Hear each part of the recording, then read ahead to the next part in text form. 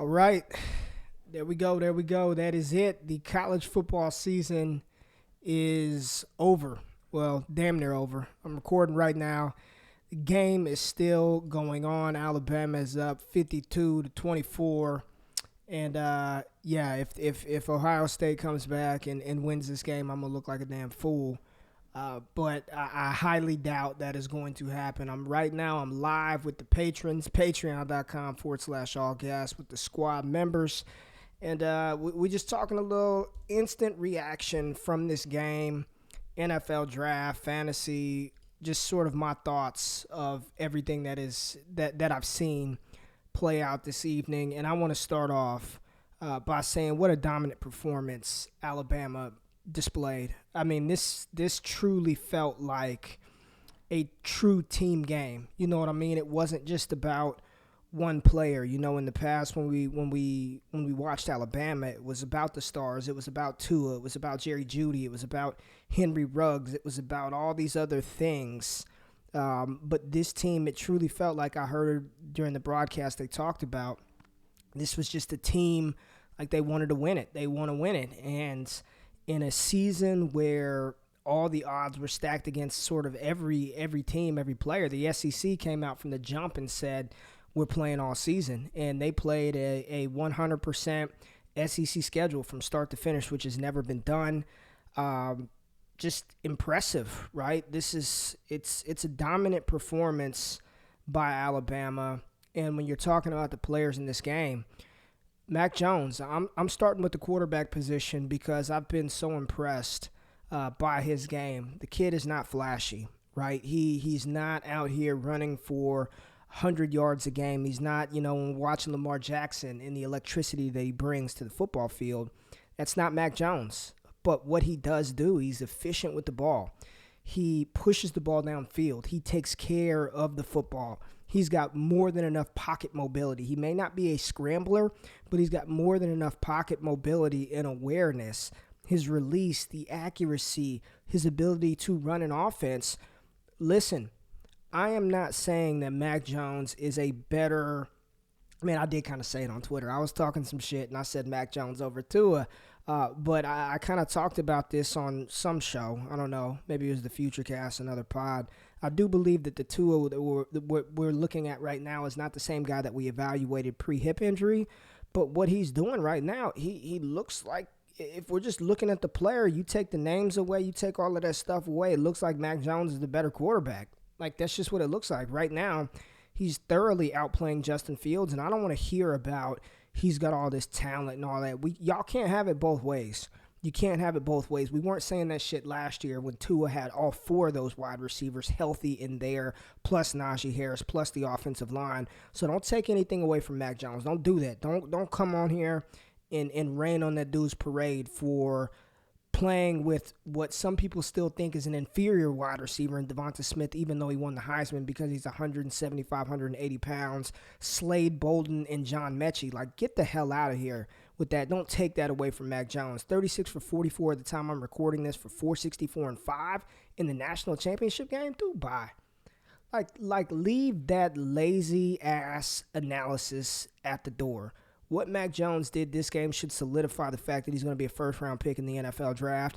And if I were an NFL team looking for a quarterback to efficiently run my offense, Mac Jones would be a player that listen, y'all can love Zach Wilson all you want. Mac Jones, to me, in my opinion, what I've seen, he's a better quarterback prospect than Zach Wilson. He may not have the upside of Zach Wilson. He may not have the cool mobility and throwing the ball sidearm with his eyes closed behind his back. But what he does is execute an offense efficiently, get the ball downfield, get his playmakers the ball, throw the ball accurately, and not turn it over. I'll take that every single day. Mac Jones, he should win the MVP. We'll see how this game plays out, but fantastic, right?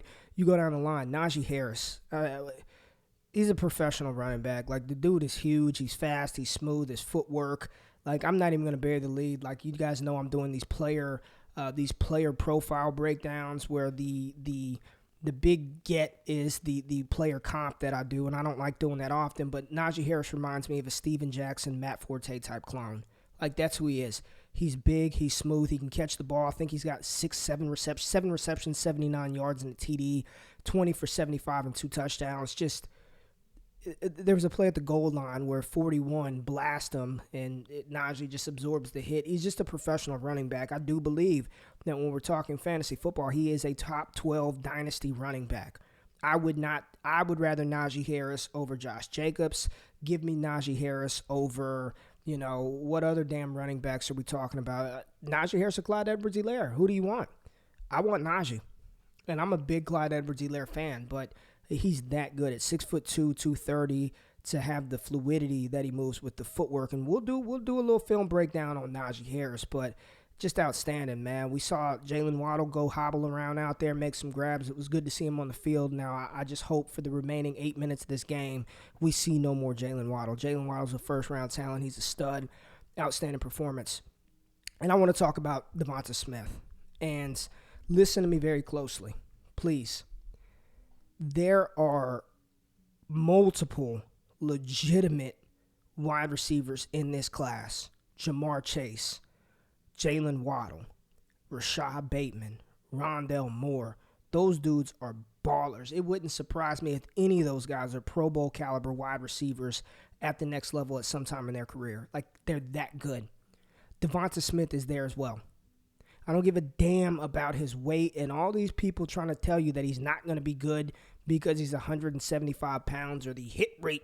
Historically, players are hit. Dude, watch what he's doing. Watch what he's doing. How could you? It blows my mind, the narrative that people want to hold on to, right? That you gotta adjust, man. I like Jalen Reagor last year. Jalen Reagor didn't do anything this year. Could it change and he improve next year? Sure. But what we're seeing from Devonta Smith, 12 receptions, 215 yards, and 2 touchdowns in the first half, stop. Fucking stop it. Like, stop being stupid. Stop being ridiculous. Heisman Trophy winner, Maxwell Award winner, AP All-American, unanimous, this and that, 12 receptions, 215 yards. Holler at me in the first round next year. Holler at me in the top 10 because that's where he's going. He's that good, man. Like, stop. Listen, man. Y'all watching on YouTube. My patrons are here. They pay for, I don't know what they pay for, some advice, to interact with me. I just call it like I see it. If y'all are out there paying any service and they're telling you Devonta Smith is a bad player, stop paying them immediately, save your money, and just go do something else with it. Like, seriously. Does that always play out? Am I saying that he's going to be some Hall of Fame wide receiver? Hell no. I don't know what the hell he's going to be at the next level, but I know he's a good player. I know he's going to have an opportunity to get an opportunity to produce at the next level. Like, how can you watch him and feel and even conjure your lips to say he's not good? Like, get the hell out of here. If you like Chase Moore, cool. If you like Rondale Moore, fine. If you like Jalen Waddle, I don't care. Like, cool. But having him at wide receiver 10, wide receiver 11, that's just silly stuff, man. Don't listen to that. Like, I'll call him out. Don't listen to stuff like that. That's bad. Bad. I don't care what the number is telling you or any of that stuff. Just a beast, right? Devonta Smith, Mac Jones, Najee Harris, definitely the highlights of this game, right? And then on the other side of the ball, you look at Justin Fields, and my concern after the big win versus Clemson was would they suffer like the victory hangover, right? And he almost throws a pick. That was a big game. Justin Fields had a game for the ages, for the absolute ages. And to get yourself ready to go again versus this Alabama team is tough. And then in the first play of the game, Trey Sermon breaks his damn collarbone or whatever he broke, sternum, collarbone, didn't play anymore. That was a momentum sucker, right? And, listen, I think Fields is an outstanding quarterback prospect. I have him number 2 right behind Trevor Lawrence. This is a rough game for him, right? I talked about on the Futurecast show, Roto Underworld Network with Matt Kelly. I talked about Chris Olave versus Patrick Surtain. That was a big matchup that I wanted to see. And here in the fourth quarter, Olave's gotten a couple of grabs. But listen, man, he's a good player. But that dude, he ain't going to be any kind of consistent fantasy scorer for us in the NFL. Like, I just don't see it. And I'm looking at Chris Olave, and people talk about Devonta Smith being small. He looks bigger than Chris Olave looks smaller than Devonta Smith. Like, if we're being honest, just looking at him, he looks like a smaller wide receiver than Devonta Smith. So Trey Sermon gets hurt. Olave padding some stats here. Justin Fields, decent game. Not really. Master Teague is big and slow.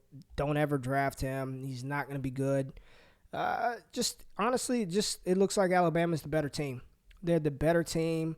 They look better prepared. They look bigger. They look faster. They look stronger. They look like they want this game. And it's been impressive. And I think we should all tip our hat to Coach Saban, to the Alabama team. And, man, I'm going to tell you, if y'all are fans of the Texas Longhorns, Steve Sarkisian has been in his bag this entire season, and dude is calling a hell of a game tonight. I mean, some of these play calls, getting Smith open in space, how they're utilizing Najee Harris in the open field. Be excited. Bijan Robinson, Hudson Card, whoever the quarterback is. Texas is getting a renewed Sark. This is a masterful performance, play calling from him, and it's just another notch on Nick Saban's belt. This is impressive. But when we're talking about fantasy purposes, I believe in Superflex formats. If you get Mac Jones in the second round, that's going to be. He's a first-round quarterback, right? That's going to be a massive discount. Devonta Smith, wherever you have him, he's a first-round pick in fantasy football. I think he's a phenomenal wide receiver prospect. Najee Harris, top 12 dynasty running back. Justin Fields, what is he, a top 15 dynasty quarterback right now? This has been a fun season, and for those of you guys who just joined up, who just started rocking with me, I appreciate it, man. We're going to have coverage all throughout the rookie draft season, all throughout the NFL draft season, heading into next year. Those of y'all who have been rocking with me for the past 2 years, this is the second college football season we've gone through, and it's been a challenging one for us all, but I appreciate y'all. Hat tipped in the national champion Alabama Crimson Tide, and ready to see Devonta Smith, Najee Harris, and company at the next level. Hell of a job, boys. And we out of this thing. Appreciate you, patrons. I'm out.